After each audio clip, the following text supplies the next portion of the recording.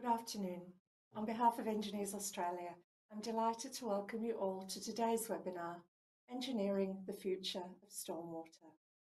My name is Amanda and I'll be your host for today. Firstly, in keeping with our custom, Engineers Australia acknowledges the traditional custodians of the country throughout Australia and recognises their continuing connection to land, waters and community. We pay our respects to them, their cultures and to elders past and present. Before we get started, I'd like to acknowledge that today's webinar is being hosted with Engineers Australia's industry partner, Wetlands Stormwater. Wetlands Stormwater is Australia's leading stormwater specialist. Working with councils, engineers and contractors, they build risk-free clean water solutions for the future. Their products and services cater to every project, and their experienced team provides advice and support in sales, delivery, installation and maintenance. Today, we will feature a keynote speaker followed by our live audience Q&A. And as always, I encourage you to send questions through to our speaker via the YouTube chat box. I'd now like to welcome Andy Hornbuckle, CEO of Wetlands Stormwater. Andy has expertise in civil engineering, biosystems, engineering and bioengineering and has been associated with Wetlands Stormwater since 2008. His mission is to engender and maintain a culture of ingenuity within Wetlands Stormwater that continuously contributes to improving Australia's water and wastewater quality and compliance standards. Andy is deeply passionate about this industry, investing a lot of time into the strategy planning, research and funding of water quality improvement technology and water sensitive urban design measures. Please welcome Andy Hornbuckle. Well, thank you for the introduction. I'm very pleased to be presenting on this Engineers Australia webinar. At Wetlands Stormwater, we are zero pollution ambassadors who believe that clean waterways are a right, not a privilege. And we work to ensure a joy and water experience for you with your family and friends. At Wetlands, we work across every facet of stormwater, starting with retention and detention and reuse. And we build those systems in concrete, plastic and fiberglass. Our filtration systems range from gross and plastic pollution right through to tertiary treatment, such as the Wetlands filter that is on the screen there in the picture for removing nutrients and heavy metals. We also manufacture pipes, so we're conveying stormwater, and we precast the junction pits and diversion chambers. And lastly, but by no means the least, we maintain the products that we put in the ground. We're putting in generational assets that are going to be there for hundreds of years. And so it's very, very important that we maintain these systems. And we have a maintenance team in every major geography of Australia. So when it rains in Australia, our systems are currently treating just under 879,000 litres per second of stormwater, keeping our waterways, streams, rivers, bays and seas free of plastic and gross pollution. We have over 315,000 assets in the ground, covering an area of 710 square kilometres.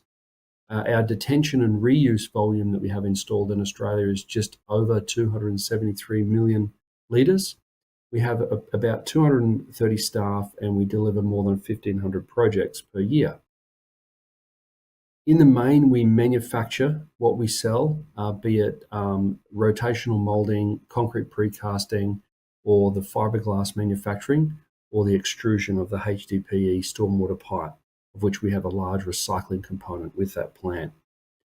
I love talking about floating wetlands. A floating wetlands is what we call perfecting the concentrated wetland effect. It is the imitation or biomimicry of nature's principles and processes. This photograph on the screen here that with the trees in the background. On what you can see there is an island. That is actually a floating island in the Great Lakes in North America. In the foreground, you can see a fledgling floating island that is getting established. It takes years and years for this phenomenon to occur naturally, and it's truly amazing to witness and walk on. Floating wetlands are much more than what you see on the surface. There's the benefit for the birds and the bees, if you like, but underneath the water, you've got a perfect haven for the fish, for the fingerlings, for fish to hide, the baby fish to hide from predators and feed on the biomass that is growing on the plant roots. So floating wetlands benefit the ecosystem in every way possible. The Aztecs and Incas used floating wetlands for their wastewater treatment thousands of years ago. And if you go to Lake Titicaca in Peru, you can still see the Peruvian lake people who were living on floating wetlands. You can see a cross-section of a natural floating wetland there on the right-hand side of the screen with the Peruvian lake people beside it. Effectively, it's a build-up of organic matter that is aerobic. And that is what we are mimicking with our man-made systems to fast track the ability for plant roots to treat water and also the raft or the platform, if you like, that we're providing for nature to take over, so we can also support the plants and the other flora and fauna associated with that. In Asia, they're using floating wetlands to grow food on water bodies, and that is something that I'm truly excited about with our technology that I think we could do a lot more of. So how do floating wetlands compare to traditional wetlands? You can see the sectional view on the bottom of this slide here, where we're depicting a traditional surface flow wetland. And with a surface flow wetland, you'll get a treatment will be in the rhizome layer of the macrophyte zone, which is traditionally 250 mils to 450 millimeters of depth. Now just imagine if that area was dug out 1.5 to 2 meters deep, and we've got a floating wetland floating on the square meter area of that wetland that's depicted there, and then the plant roots are filling up that 1.5 to 2 meter void. That is why we can get 3 to 4 times the treatment depth of a traditional wetland with a floating wetland. It's that simple. The floating wetland plant root system is creating living surface area to a much deeper depth than what a traditional wetland can do. I've always had a vision of being able to use floating wetlands to stop plastic and gross pollution, as well as doing water quality treatment. And as a triple benefit, we could also, in third world countries, be using that wetland and nutrients from the water to grow food as a food source, where food security is scarce in third world countries. You can see on the picture here 3 months of plant root growth on this project here that Matt's holding up. That's a project in New Zealand. And I'm super happy with this is our first floating wetland in North America as a plastic pollution boom on a tributary to the Chattahoochee River with Chattahoochee River Keepers. It's in Columbus, Georgia. So a beautiful little project. The way that we've designed this wetland is it's great for community engagement or community outreach. Because of the size of the module, it's easily handled. So it's great for educating school kids and working with community groups. And then when it's all assembled and planted out, it's easy for the skilled workers to then float the wetland onto the water body and anchor it into position. And they're very, very simple and easy to anchor in the main when you're working with fairly static water bodies. So what makes up this raft or platform that we put on the water to nature to take over? We have a triangle float. The reason we did a triangle was so that we can create shapes and contours with the triangle shape, but also it gives us 3 flex of movement in 3 directions. As everybody knows, water is a constantly moving surface, and anything that constantly moves, according to the laws of physics, is therefore destructive. So we want to have a lot of flex in our wetlands so that we're moving with the water and not against it. And I'll demonstrate that in the coming slides. We've then got a planting basket that we can fill up with media. And at any time and any module, we can lift up the plant basket, inspect the plant roots, but also wetland plants have a life expectancy. So they can die in 5 to 8 years. They'll die and they need to be replanted or removed. We can easily do that with the system because we have a loose media in the basket. The other thing is if you get a weed infestation, which does happen from time to time, it's very easy to remove the weeds from a loose media. And you can see the connector pins. So there's 2 connector pins on each for each side of the triangle. And I'll demonstrate how they flex a bit later in the presentation as well. We've designed the wetland sizing so that 2 of the triangles together fit perfectly onto an international shipping pallet, and therefore it's very efficient for shipping within a country or internationally. We can fit a lot of the tiles with no wasted space into a 20 or a 40-foot shipping container. We have a 10-year structural warranty, a 100-year design life, and a 10-year UV design life. In actual fact, you will see pictures of when the wetlands are fully grown. The float system is completely covered over with organic matter and the plants shading the system. So with a healthy plant system and plants maintained, UV is never an issue. The bottom point there I'd just like to draw your attention to is the basket area. So the float to plant ratio. We have a very high ratio of plants to float, being 51% coverage of media and plant area to 49% float. This is the largest coverage of these products that are available on the market. And that is really, really important from a water quality perspective because you get your treatment from the plant roots in the water. So you need to maximize the plant roots into the water. As per the picture here, we're showing 3 months of plant growth there. Now, I've mentioned the flex in the system. Our system will flex down 10 degrees and up 10 degrees. And that is really, really important for the longevity of the system to be working with the water and not against it. The connector pin is a 2-part pin, and that is an anti-vandal pin. So you have to know how to remove the insert to be able to then remove the pin.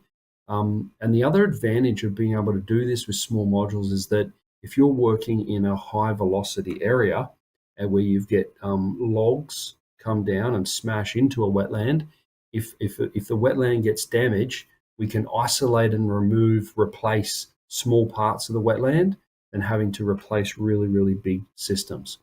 And just to show you some modeling on how the system will flex with the water, you can see it there on the computer modeling, but then I'll show you in this next video that's just started now of a boat going past a line of wetland modules, and you can see how the wake of the boat and how easily the wetlands are flexing with the water as it comes around.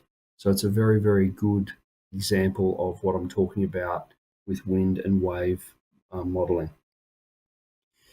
Now, each one of them, or the triangle float, has 6 connection points, which can connect to anchors or connect to other modules. We model it with a breaking strain of 250 kilos or 550 pounds, which is very conservative because the actual point where we've tested in the laboratory here with marine engineers, the actual connection points won't stretch or damage until 380 kilograms or 835 pounds. So we're being very, very conservative with our modeling when we design our anchoring systems. Now, just projects at scale. This shows a project in southeast Queensland that's 1,500 square meters or just over 16,000 square foot. of project, and you can see you're just panning the camera around on the right-hand side there. Shows you the full scale of that system. It's been put out on the water with the media in the floating wetland and our coconut coir matting on top, but we haven't yet planted the plants, and I'll come back to this project in a minute. We've done research at that project with Griffith University on the carbon reduction that the plants have done, TSS, phosphorus and nitrogen, and you can read the rates there that are on the screen, just showing the data on that. So just moving right along to talk about reserve buoyancy. The bottom right-hand picture here shows if you have just one triangle, so nothing else attached to it, and weighting it down with 45 kilograms or 100 pounds of weight, that's enough for that one triangle to just be submerged, like the submersion point in the water, showing the reserve buoyancy. Obviously, when you clip them all together, you can then safely walk around on this system. And basically, a 100 kilogram or a 220 pound person can safely walk on this system. And I'll just show you a couple of videos of that. So you can see there, Brenton is walking on the system. It's like walking on a trampoline. It's spongy and moves just like that, and you'll just get a bit of water around your feet if you're about 100 kilograms or 220 pounds. And I'll just go to the next video where you'll hear Brenton talk about the system. Hey guys, Brenton Turner here from Wetlands Stormwater, the Queensland Maintenance Operations Manager. Just up here maintaining the floating wetlands up at Dalton Drive. Just check this out. Beautiful condition, growing really well, really happy with how they're growing. All the greenery here, some of the other side, just looks absolutely beautiful. I'll just put you down at my feet here, you can see the depth of the water. Put the gumboots on. I weigh about 100 kilos, just standing right in the middle, nice and supportive.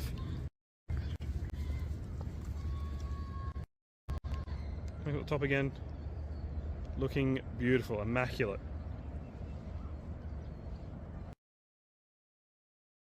So thanks, Brenton.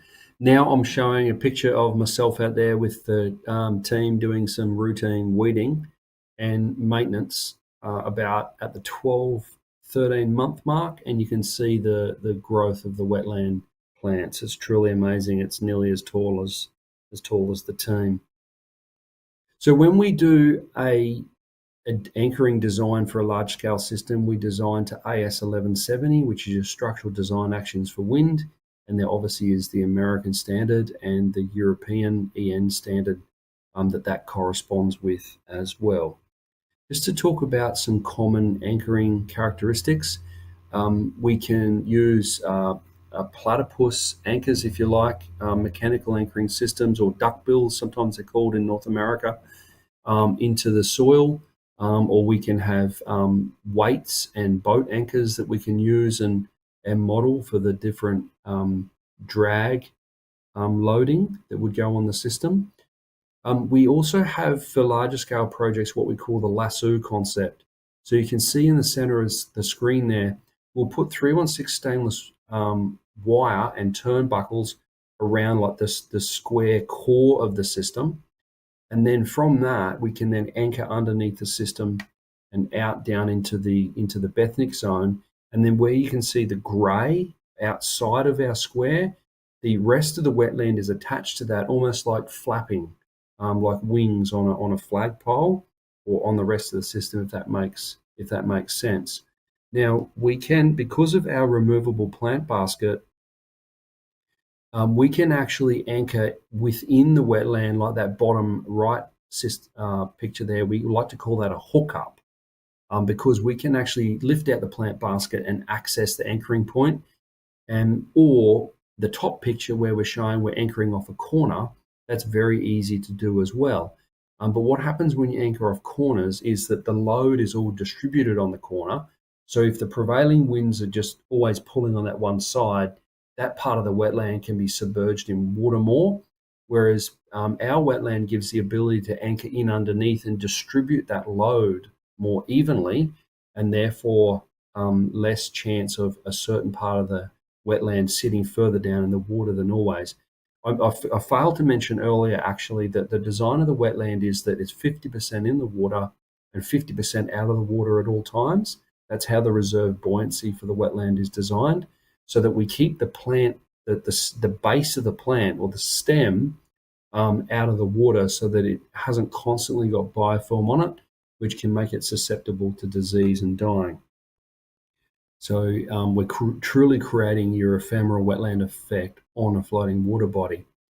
Now, we also have what we call the scissor lift anchoring design. So often clients want to keep a wetland within a certain radius or circumference on a water body. They don't want it straying too far, but then at the same time, they want, for their 100-year flood levels, they might want the wetland to rise or fall, 15 or even 25 meters, which is huge. So what we're describing here is, you can see in the detail, is we will crisscross the anchoring system so that we're limiting by 50%. Well, let's say we wanted a 20-meter rise and fall for flood level, but we're actually then reducing the circumference of that, how that wetland can move at 10 meters rather than 20 meters. But the wetland can still rise with the height, as I'm showing with my hands here, because the anchors will cross over as it lifts up, or the anchor cables will cross over, and that will make sense to you why we call that the scissor lift concept.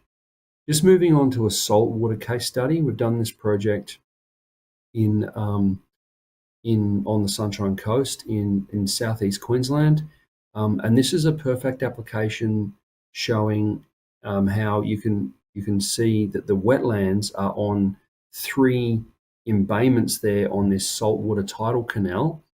And this is a reclamation project where the land was reclaimed, so it's very expensive land. And we're able to get the stormwater treatment within the canal footprint. I'll just show a more detailed close-up here. So every single day, with the tides rising and falling, the wetland is rising and falling with that, with the tide. And then when it rains, the stormwater flushes through the system. So in conjunction with the Pelican Waters developers and the University of Sunshine Coast, the wetland was tested, both flow-weighted field testing, but then also in situ intensive dose testing, almost like laboratory testing in the field. And we got very good results for that, over 20 qualifying rain events to the protocol. And you can see there we tested 2 of the wetland embayments out of 3 embayments. The efficiency ratio through the middle there, you can see that the nitrogen reduction ranged from 46 to 61% reduction, and the phosphorus range from 75 to 67%, and TSS range from 48 to 58%. Now I'll just talk a little bit more about embayments. Wetlands developers really like to work with water, with lakes, because people like to live near water. But the issue is maintaining lake water health.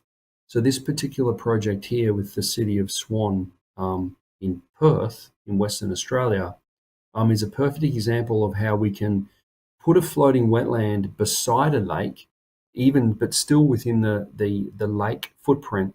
So you can see we've created bunds or earth embayments on the top right of that picture. So we direct the fresh stormwater in underneath the wetland, and then it can flow over a weir wall and into the lake. Now, as a dual function of maintaining lake water health and stopping algae blooms, we can have solar-powered pumps pulling the water from the deepest points of the lake and trickling it through the biomass of the wetlands and turning over the lake water body and keeping it in good health. Now, you'll also notice that we've got the wetlands shown there in bands. The reason for that is we go under the wetland for treatment, out for sunlight, reoxygenation, back under the wetland for treatment. The other reason for doing the bands is that as the sediment builds up in the embayment and we want to go along and excavate it out, we can undo the wetland anchors, float the wetlands, like push them all down one end, almost like an accordion or concertina.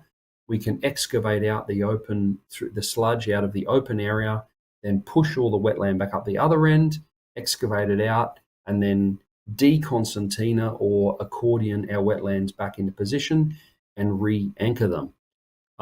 It's worth noting in design that it's good to design for water quality, suspended solids removal purposes, the wetland as an offline system for the treatment flow rate that is desired, because if you have it inline, when you get high flow rates, you are going to resuspend suspended solids or sediment, and that won't give you as good a water quality outcome as if you were able to do it offline. Just another project where the wetlands have released more land for developable use is the KTV Sport golf driving range on the Gold Coast. And this is a very, very typical project application. You've got just under a 9-hectare site. The treatment train for that site was rainwater tanks for reuse. We had catch basin inserts, the Atlan trap or storm sacks in all of the pits to take out the gross pollution and cigarette butts, etc. And then there was a big detention basin, and we're able to put 100 square meters of floating wetland on the detention basin footprint to treat the water and then release it at compliant development rates. Now, if we didn't have the wetland modeled in there with that particular treatment train, they would have had to have used 2,000 square meters of that site for a conventional wetland and bioretention system treatment train. So you can see here on the aerial view where we've got that blue area and where that is 2,000 square meters, and you can see beside it on the right of it, you can see the little lake. So we were able to release 2,000 square meters of land for the developer to use, which they turned into a mini putt-putt golf course, and they turned that into a revenue stream. So that's an excellent success story. So this just shows a picture of the storm sack or Atlan trap that is being used to capture plastic and gross pollution in the pits. And then we've got a picture here of the two wetland strips across the detention pond, and then discharging out into the water canal. And then last but not least, a beautiful photo of the mini putt-putt golf course that was enabled to be built by the floating wetland. Moving on to another case study, Bribie Lakes, which is a gem life over 50s lifestyle resort development in southeast Queensland on Bribie Island. You can see the two finger lakes there, but then to develop that whole area, we had to have a massive detention basin, as is shown in this map here. This is a discharging into Pumicestone Passage, which is a highly ecologically sensitive area. So there was a lot of focus by the state government on the water quality requirements for this project. The original design showed the embayment principle for this project, but that didn't end up getting installed. What ended up getting installed was a wetland at the end of the line where the water was going out of the lake, and then where the water was coming into the lake there at Lake 2, as shown on the picture, and also in Lake 1, which is not showing on the picture. But the principles of these embayments is a very good idea. For this particular project to go ahead, we had to do water quality testing to prove to the environmental authorities that the system would work. So on one of the Finger Lakes, we put 100 square meters of floating wetland with curtains from the side of the lake out to the wetland, down the side of the wetland, so that we could prove that all of the water was going through our testing system. So this shows the system set up and commissioned in August 2013. This shows a metre of plant roots in May 2014. This picture here shows the inlet and outlet samplers and tipping bucket rain gauge out on the system as we were growing and setting it all up. And this shows water into the lake, water into the wetland, and water out of the wetland as a visual indicator.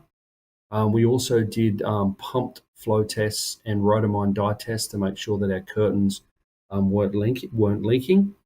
And when we did that, we did like a controlled pump test, so almost like a laboratory test in the field.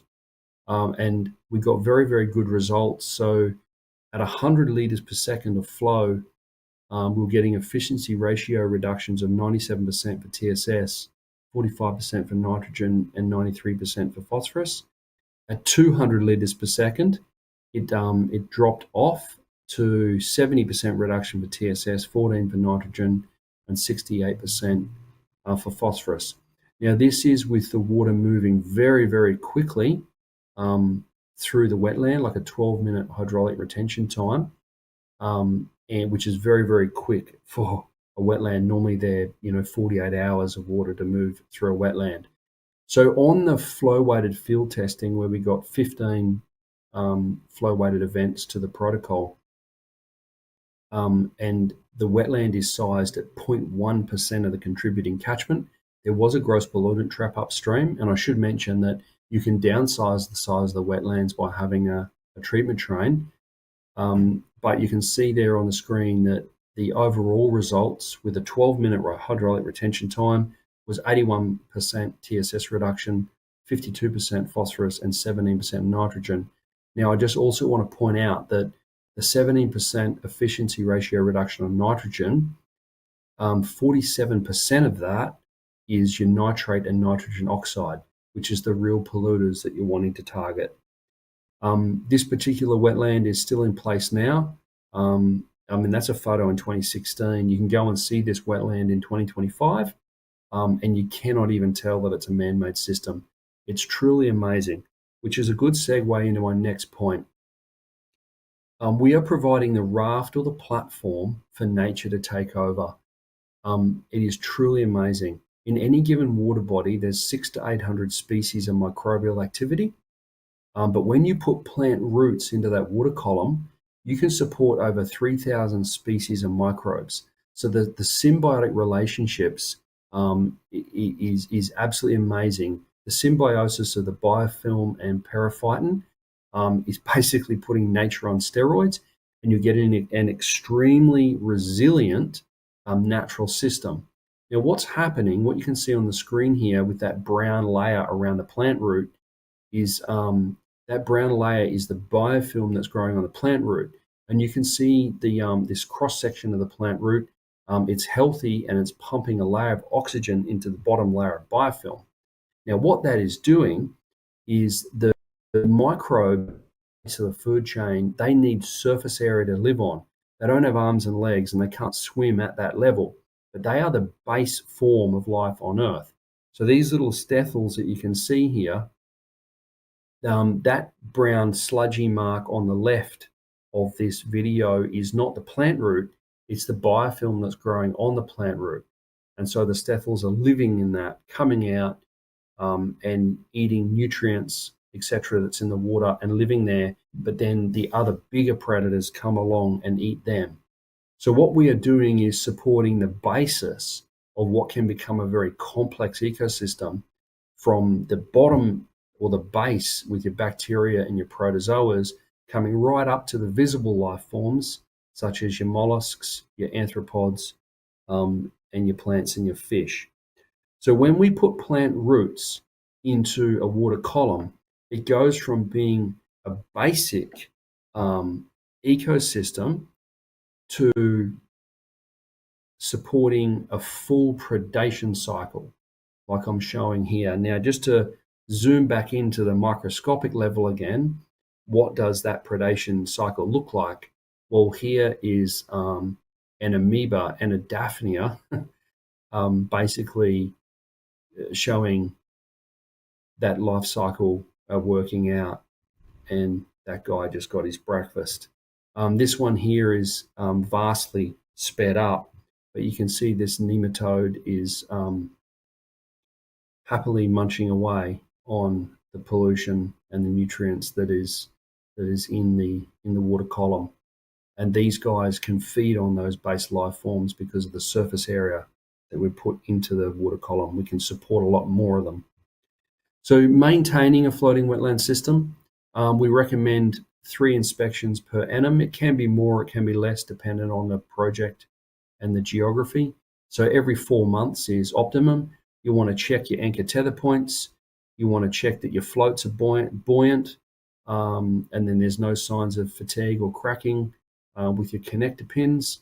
Inspect the plant health, remove dead plants and replace, and remove weeds.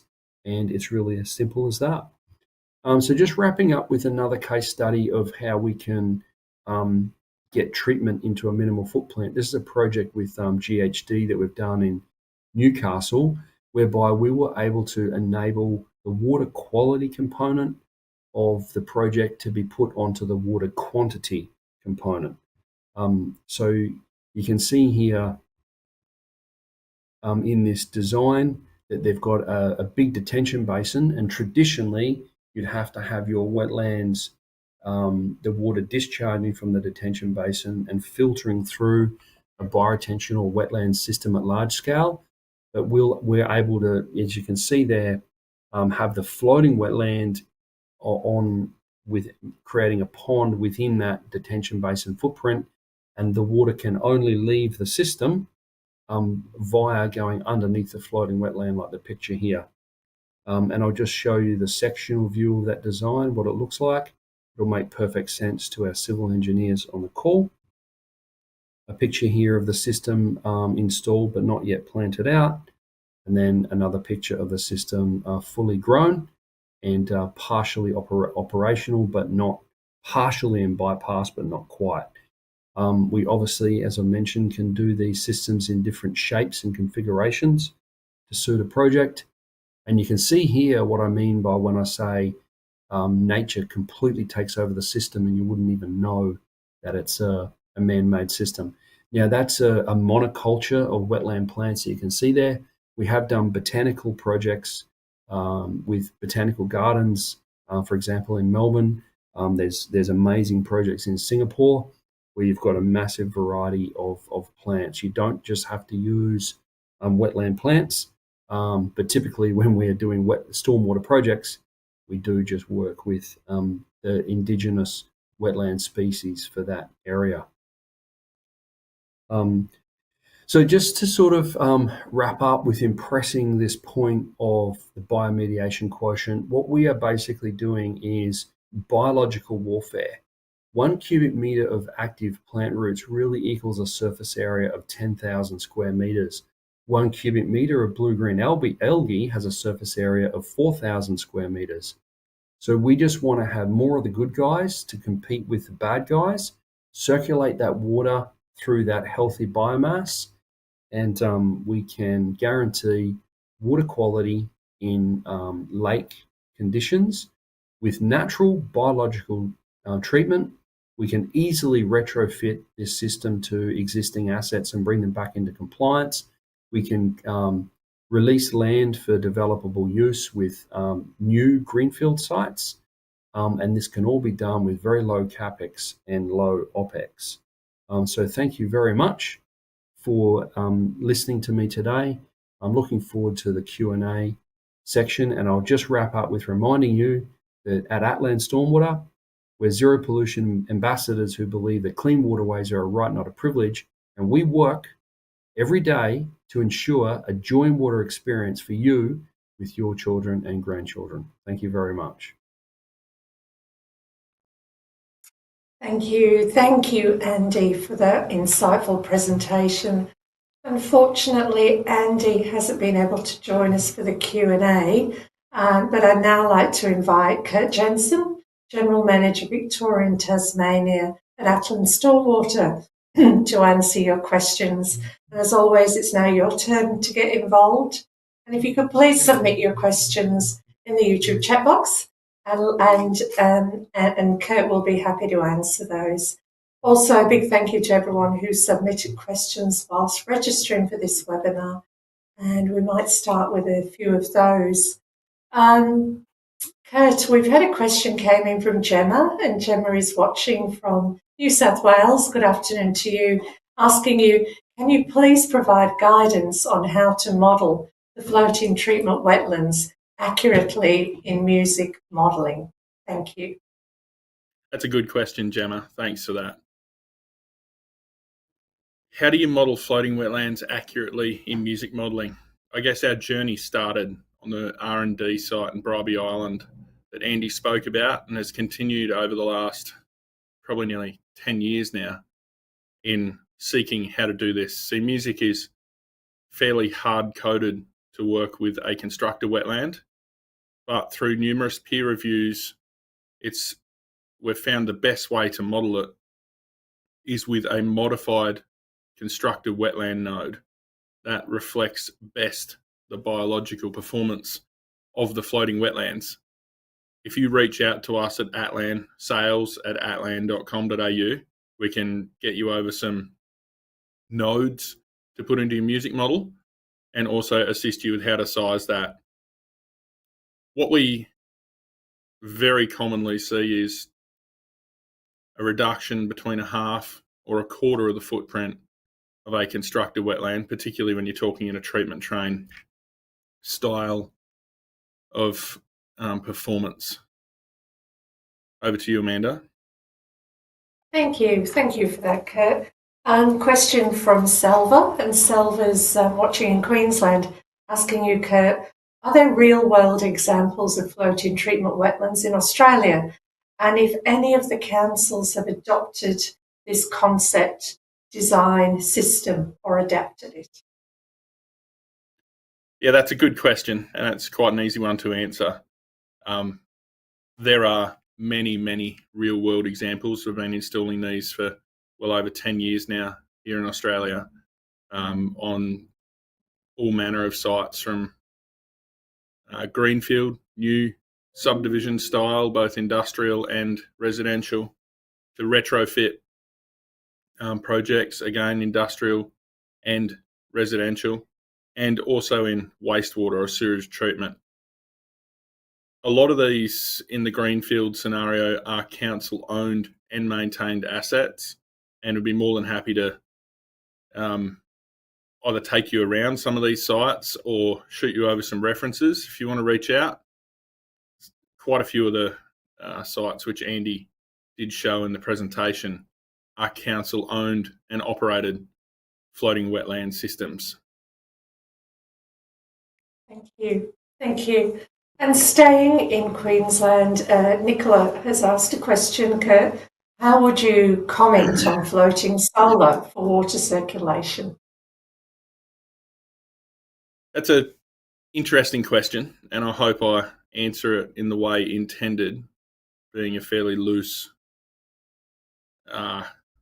question there. Floating solar for water circulation, I'm going to make an assumption here that we're talking about aeration and circulation of a water body.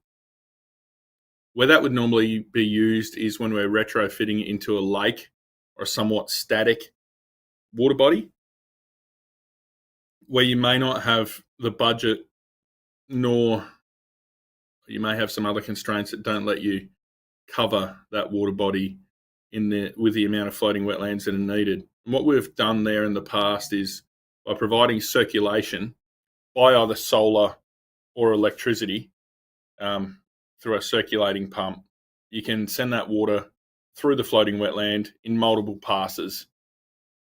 You might have a 10 megalitre lagoon or pond, and you could circulate that every 30 days, 10 days, however many days you need, through the floating wetlands to make sure that you're stripping the nutrient out of it.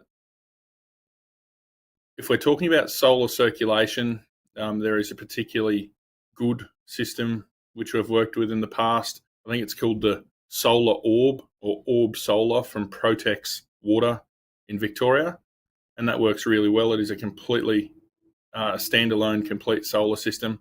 From memory, it'll do about 1 million litres an hour of circulation in a water body.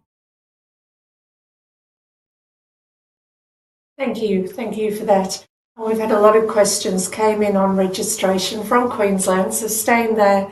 Question, Kurt, from Z, asking, can floating wetlands be integrated into existing combined sewer networks as a preliminary treatment step before entering wastewater treatment plants, or would it be more suitable for separate systems? Thanks, Kurt. That's a good question. Alluded to it before, but sewage and wastewater treatment plants are a field which I've done a lot of work in over the years. There's a lot of projects in that space, and floating wetlands are particularly suited to this, from being able to augment an existing lagoon or wetland without any civil construction cost or a civil component to the project. So you can simply release or deploy the floating wetlands onto the body of water. The plants love it in that scenario. There is a lot of food for them, a lot of nutrient, and they go extremely well. There are definitely a lot of results that can be shared on that. But just drilling further into your question, whether you would use it as a pre-treatment step before existing treatment plant or suitable as a separate system, really it can be used in both scenarios. You can augment an existing plant that is slightly or maybe right on the limit of capacity, or you may have a site that's out of compliance. You can definitely use the floating wetlands there as a energy-free way to provide a significant boost to the performance in there. And you also can have it as a standalone separate system. We've seen them used and have used them quite a lot in some of the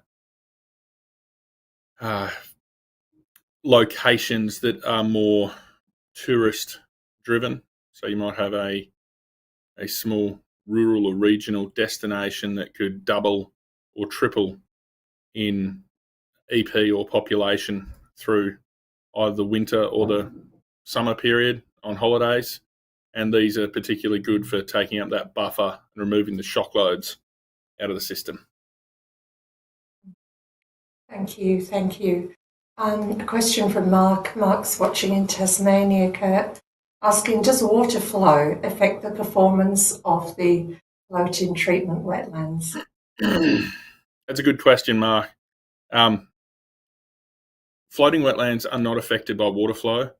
As Andy showed in that Bribie Island R&D site, had exceptionally fast pass-through of water or low hydraulic retention time in the water body or the wetland. And that allows you to deal with higher flows. We've got projects on live rivers where you've got some exceptionally high wet weather flows coming through. Water flow, I guess the question, does water flow affect the performance of floating wetlands? Water flow can affect the performance, but we can engineer around any scenario or situation you have. One of the earlier questions about a static water body, might have been about the aeration or circulation. For instance, if you have very low water flow, you do need to pass the water through the roots of the floating wetland to get the performance. We've not had an issue with high flows. I know there is a question somewhere in the list that's come through around velocities. So yes, high velocity with any biological treatment system can strip biofilm. So we manage the velocity but not the flow. We work around the flow. Thank you, Kurt. Andrew from Queensland, good afternoon, asking you, Kurt, can floating wetlands be used in an offline water storage dam to reduce algae blooms? 100%. We have been successful many times in completely eradicating or removing blue-green algae from lakes, ponds, and dams by circulation. Came up before about the solar circulation or aeration, and that's absolutely where we've used that in passing the water through the floating wetlands. We obviously work at a start, if it's a deeper system, to break up the stratification in the water body, make sure we're mixing the water out and relieving that body of water of its nutrient load through the floating wetland system. So transferring it out of the water into the plants, but mostly consumed by the biofilm. Thank you, Kurt. Live question. Can floating wetlands be used for erosion mitigation? That's a good question. You would have seen the video and the presentation of the chop or the wake out of the back of the boat that Andy showed. And that is a perfect example of how floating wetlands can be used for erosion mitigation. We've done specific erosion mitigation projects in the past, quite a few of them. What we've found is that the chop or the wake comes along, and when it gets to the floating wetland structure with the module and the roots under it, it deflects the energy from the surface straight down. So it pulls it right out from the bank, away from the bank. And we've been very successful in remediating banks that have suffered significant erosion, particularly when you go to regional areas that are a long way from the beach, or places that you can wake board or surf ski. What we see is in regional areas, there is a higher number of wakeboarding behind boats and skiing behind boats in these rivers. And some of these banks suffer pretty bad damage. We've been able to remove that a number of times in Australia by using the floating wetlands, but also in the Louisiana salt marsh as well in the United States. So it's internationally we've used these to remove and mitigate erosion. Thank you, Kurt. Question coming from Vinod asking, what is the medium to grow plants? That's a good question. So the media used to grow plants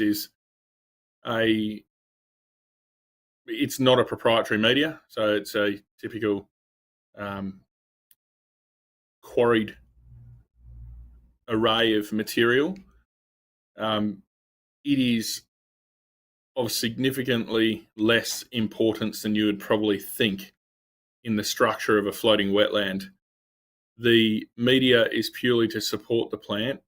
All the food and water and oxygen the system comes from the way we support that plant. So the media used is not proprietary. It is from a quarried-based product. Thank you. Thank you. Question also has come in asking, is there a specific method for disposing of the vegetation in the floating wetland as they reach end of life? That's also a good question. Disposing of vegetation in the floating wetlands typically, can be done a few different ways, depending if it's a asset that's in the public eye or something that's more of a workhorse from a process point of view for stripping nutrient. Typically, through trimming, when trimming is required, and that's typically in nutrient-rich environments, the cut biomass would be taken away. In my experience over the last 15 years, you don't ever really remove plants and take them away. I guess you do have natural attrition, but that just becomes a carbon source as that plant breaks down in the structure, and you would just replant into the hole where that plant has died, if that was the case. We get very, very low die out because those plants are in the optimum growing zone. Thank you for that. And we might make this a final question. Now I've got a couple more. That's coming from Chloe asking you, Kurt, are there any velocity requirements to be met?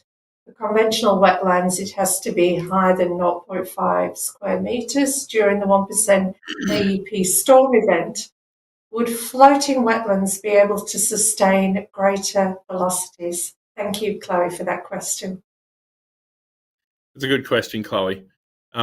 We state 5 metres or half a metre a second or less in our velocities in our design documentation. The reality is, because the biofilm is hunkered down and fastened to the hairs on the roots and is very healthy and living, it can sustain higher velocities than a constructed wetland. However, we have stuck with that same less than half a metre a second of velocity. Happy to work through any project-specific designs.